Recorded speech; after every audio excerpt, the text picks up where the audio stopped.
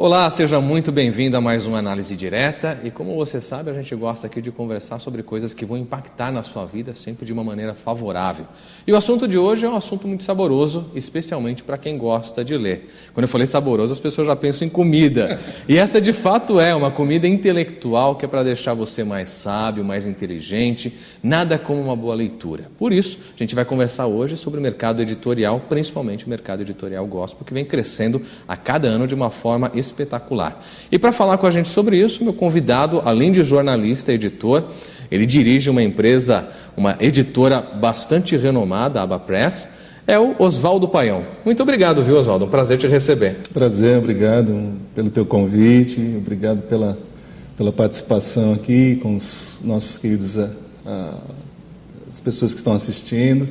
Prazer é nosso, Oswaldo, principalmente pela tua história de vida, que a gente vai conversar um pouquinho, porque todo jornalista tem muita história para contar, e com o Oswaldo não é diferente, principalmente diante da obra que ele traz aqui para a gente, a Bíblia King James, que depois eu vou apresentar para vocês, uma Bíblia espetacular. Você sabe que a Bíblia é o livro mais lido, é o best-seller dos best-sellers, o livro mais lido do mundo, não é isso, Oswaldo? Sim, desde a sua primeira publicação pelo Gutenberg, com os tipos móveis e tudo, é o livro best-seller mesmo, universal. Que interessante. Até os ateus leem a Bíblia exatamente para poder embasar suas teorias, até porque se não existisse Deus, não existiriam os ateus, né? Não é engraçado isso?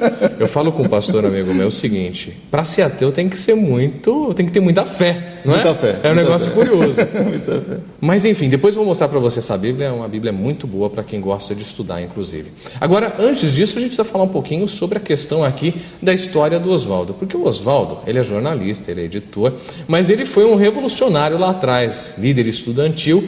Ele teve uma experiência muito curiosa, que foi na Praça da Sé, o momento em que você foi levado a conhecer de perto esse Jesus que a gente fala, não é isso? Como é que foi isso? Pois é, na juventude, na adolescência, então a gente era envolvido, né, pela situação do país, que vivia sob uma ditadura terrível, totalmente cerceante, né, totalmente alienante para muitas pessoas, tanto que muita gente até desconhece a profundidade em que chegou a ditadura e a maldade que se operou naquela época. Mas um grupo, sempre tem alguém que pensa em termos libertários, em termos mais... se expõe, né, e expõe a própria vida, muitas vezes, numa operação assim. Então, de fato, eu participava de panfletagem, nós chamávamos de partidão, que há pouco tempo foi oficializado como Partido Comunista, mas naquela época não podia nem se mencionar, então a gente chamava de partidão, e a minha parte era exatamente o panfleto. Hoje os jovens picham muitas coisas nas paredes, mas nós naquela época, não estou dizendo que o passado é melhor, mas nesse aspecto específico, nós pichávamos palavras de ordem, movimentação da população, conscientização das pessoas em relação ao nosso país, ao que estava acontecendo e ao que nós gostaríamos que acontecesse. E claro, a ditadura era muito repressiva e a polícia montada, especialmente aqui na Praça da Sé, aqui perto da emissora, pertinho daqui dos estúdios, pois é, onde o negócio fervia de fato. Baixava o cacete e algumas vezes me acertaram. E teve uma vez que ele apanhou tanto que ficou estirado lá na Praça da Sé. E foi quando você conheceu um pastor que é muito amigo meu, inclusive, Paulo Solonca, que hoje está lá na Primeira Igreja Batista de Florianópolis. Aliás, eu falo para ele sempre que eu vou para lá, dá vontade de ficar por aqui, viu? Porque é uma cidade linda, Florianópolis, né? Tem muita gente que nos assiste lá em Floripa. E aí você conheceu, como é que foi esse momento aí, quando você se converteu efetivamente? Pois é, o Paulo também tinha ideias revolucionárias, só que ele já tinha avançado muito nesse ideal, né? Enquanto eu pensava numa revolução humanista, ele já estava numa revolução espiritual, que eu nem fazia ideia do que é que vinha a ser isso. Para mim, pastor era aquele estereótipo do homenzinho de terno, que fala, vende, e não diz nada com nada, né? E tanto que, claro, para o movimento comunista, a religião era só um ópio, era só mais uma droga. Mas aquela tarde, aquele fim de tarde de junho, muito frio, depois de levar umas cacetadas da polícia, eu estava ali na igreja, do lado de fora, É bom frisar. Eu não entrava na igreja. Estava do lado de fora, meio machucado, e muito mais machucado na alma, né? Claro. Muito mais ferido por dentro. E então eu recebi o convite do Paulo para ir à igreja. Claro que ele não falou igreja, mas ele falou: nós vamos ter uma reunião de jovens, e nessa reunião nós vamos cantar e vamos servir um lanche. O lanche me chamou muito a atenção. A tua ideia era encher a barriga Eu naquele estava momento. com uma fome miserável. Então eu falei: olha, bom, lanche, cantar, do jeito que eu estou aqui nesse frio, não tem como dizer não. Convite irrecusável. Só que quando eu cheguei no lugar de reunião, que realmente não tinha a aparência de uma igreja formal, com sino, o crucifixo em cima, era uma casa, as músicas, a fraternidade daqueles jovens, porque éramos todos jovens, Claro. a fraternidade daquela igreja, daquela comunidade, daquelas pessoas, me tocou. Depois, quando Paulo abriu a Bíblia, e eu lembro em Mateus, e começou a falar de Jesus como revolucionário, algo dentro de mim falou assim: o teu lugar é aqui e para sempre. Olha só. Quer dizer, não no lugar no sentido físico, mas no lugar no sentido de alma. Exato. Eu tinha encontrado a minha real revolução. E foi assim. É há 40 anos atrás. 40 anos já. Mais ou menos, 39. Que coisa, hein, Oswaldo? É interessante que quando acontece esse encontro assim, você não consegue mais se desvencilhar, né? Não. Acabou. É dali pro resto da vida. Dali para o resto da vida. Que legal. A gente está contando essa história toda para você pelo seguinte, você vê. Aliás, eu gosto de salientar isso quando a gente fala de uma juventude que lá atrás corria atrás de fazer a diferença, de tentar mudar a situação do país. Eu tenho falado muito isso aqui no programa. Felizmente a gente tem esse espaço aqui na rede de poder colocar algumas ideias. Quem dera se hoje os estudantes fossem assim. Eu fui líder estudantil também. Quem dera se as pessoas fossem para as ruas hoje, a gente teria um país muito diferente, né? Sem dúvida nenhuma. É uma pena, né? Nenhuma. E muitos deve-se, inclusive, à falta de leitura, porque a gente sabe que o brasileiro é bastante preguiçoso para ler, infelizmente. O público cristão não. Interessante, ele busca a leitura não só da Bíblia, mas de livros que, de um modo geral, despertem aí algum tipo de conhecimento. Mas o brasileiro, de um modo geral, quem dera estudava, pelo menos para os concursos e provas. Depois reclama que as coisas não andam no país, né?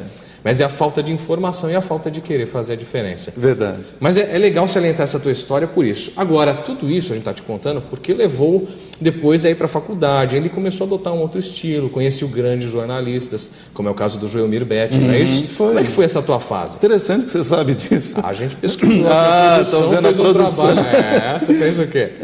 Então, aí depois de um bom tempo, e você tem toda a razão, o cristão é abençoado em muitos sentidos, especialmente no conhecimento da palavra. Se você reparar, todo mundo, há séculos e séculos, vive em função das histórias da Bíblia. Exato. E a Europa toda tem essa formação que tem, e até pode contestar, porque se aprofundou no texto bíblico. Por exemplo, ontem eu estava lendo Nietzsche, Et Homo, né? Que é a biografia do Nietzsche. Ele morreu muito cedo, 40 e poucos anos, e ele fez uma biografia, e ele nessa biografia usa muitos termos que a gente que é cristão percebe o background dele, exato. Percebe que ele foi, no mínimo ele leu a Bíblia. Só que, claro, a gente sabe também que o avô dele foi pastor, o pai foi pastor. Teve toda uma influência. E ele foi o Nietzsche. Mas para ser o Nietzsche, ele tinha que conhecer a Bíblia. Senão ele não seria um Nietzsche como ele é e como ele foi. Então, o cristão tem essa bênção, ele conhece a palavra de Deus, ele lê. Me preocupa demais, realmente, são as pessoas que não são nada. Exatamente. Porque elas não têm acesso. Hoje, se você vê a linguagem, ela tem 144 caracteres, é o Twitter. Como é que pode, né? Se você falar mais do que 140... Não dá para publicar. Você não publica, você não se comunica. Então, são aqueles grunhidos, aqueles oks, aquelas carinhas, né? As carinhas substituindo muitas expressões. E a vida vai se resumindo muito. Agora, a leitura abre o espelho. Eu sei que você também está publicando. Estamos aí, escrevendo. Né? Vamos ver como é que vai ser. E você sabe que para a gente publicar, quanto você não leu? É muita coisa. Não se sai escrevendo de uma hora para outra. Na verdade é fruto, a gente vai falar já sobre essa questão do mercado editorial, mas boa parte do que... Tem muita coisa que não vale a pena mesmo no mercado, não só no gospel, no mercado editorial de um modo geral. É verdade. Mas quem escreve com seriedade é um trabalho que é de uma vida, né, Oswaldo? Você pode falar bem, porque você também é autor de livros. E eu gosto de um dos seus títulos aqui, A Bíblia Tem Razão, e o outro também é muito bom, Quem é Jesus? Mas veja você, é fruto de experiência de vida e é fruto de muita leitura. Sabe que recentemente saiu uma pesquisa, eu achei muito curiosa. Boa parte dos brasileiros, acho que 60%, se eu não estou enganado, não consegue completar a segunda leitura no ano. Começa até ler daquele jeito, né? Começa o segundo, esquece. Tudo vira prioridade, menos a leitura do livro. O nosso índice de leitura anual é de 1,5 livro por ano. Exatamente. E nesse 1,5 livro por ano deve ter muitos livros que são didáticos. Então a pessoa, o didático não conta, né? Porque o didático é a sua base. Não te acrescenta nenhuma experiência, fora a formação, que é o mínimo. A sua formação, né? Que é básica, né? Exatamente. Você teria que ler um livro de literatura mesmo, para poder estar completando essa parte mais científica, mais exata, com um livro de literatura, de inspiração. E esse índice para nós aqui no Brasil ainda é de 1,5 livro. Agora, você de jornalista, toda essa experiência, virou de repente diretor de uma grande editora. Como é que foi esse salto? De onde que surgiu essa história da AbaPress? Pois é, eu estava começando a contar, né? Então, depois dessa experiência de conversão, eu fui trabalhar na Editora Abril. E lá na Editora Abril fui convidado pelo grupo da CEPAL, que hoje ainda faz aqueles encontros de pastores, né? Geralmente em Águas de Lindóia. Inclusive nós vamos estar lá lançando a Bíblia King James, lá em Águas de Lindóia. Se você tiver a possibilidade de participar, é um prazer, vai ser muito bom. Então, estava na Abril, a CEPAL apareceu e sugeriu que nós começássemos a editora da CEPAL em São Paulo, que eles estavam vindo de Curitiba para São Paulo. E essa editora, então, passou a ser a editora CEPAL, eu passei a dirigir, e assim começamos, então, a carreira no meio evangélico, que eu não conhecia muito, e no primeiro ano eu dei muito prejuízo para a editora. É mesmo? Porque eu achei que as livrarias evangélicas pagavam em dia, que as pessoas cumpriam o que falavam, né? E elas diziam assim, me manda 100 livros ou 200 livros, eu mandava. Mas o retorno... porque eu ainda estava imbuído daquele primeiro espírito cristão em que a palavra deve bastar. E depois é que eu fui aprendendo, bem assim, existem... Casos e casos. Casos. Cristãos e cristãos. Como o mundo geral, né? A palavra hoje em dia não tem muito valor. A gente brinca, não deveria ser assim, né? Mas é a realidade, né? E você tem que estar preparado. Muito legal, viu? Aí depois você passou pela Sociedade Bíblica Brasileira também, não foi? Eu tive uma trajetória, assim, bastante eclética, né? E variada. Eu fui para a Europa, trabalhei em algumas editoras lá, fui para os Estados Unidos, trabalhei na Spanish House, fundei a Expolitic, foi a semana passada, uma edição nova. Depois fui para a JUEP, que é a Casa Publicadora dos Batistas, né? Ou pelo menos foi.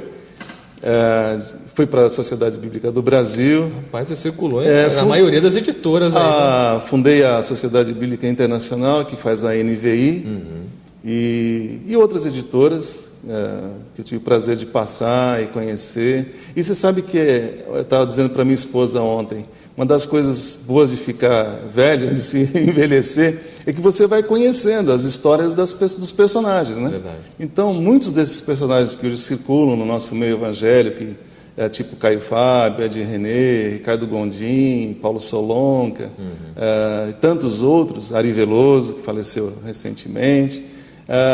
É gostoso ter conhecido a história dessas pessoas. Sim. Você vê as experiências de vida que eles imprimiram, né? Inclusive em todo o trabalho. Para o bem e para o mal. Porque às vezes você vê um livro e vê determinado autor, por exemplo, aqui Exaltino, né? Exaltino Gomes, e você conhece apenas o nome e o produto do que ele está fazendo.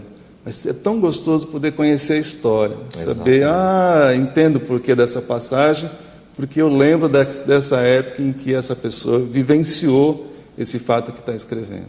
Verdade. Olha, a gente vai fazer um intervalinho agora, Oswaldo. Daqui a pouquinho você vai me contar a história de como começou a AbaPress. E aí a gente vai falar um pouquinho sobre esses produtos aí que têm feito a diferença na vida de muita gente. O mercado editorial gospel hoje é um dos que mais cresce no Brasil. Vou te falar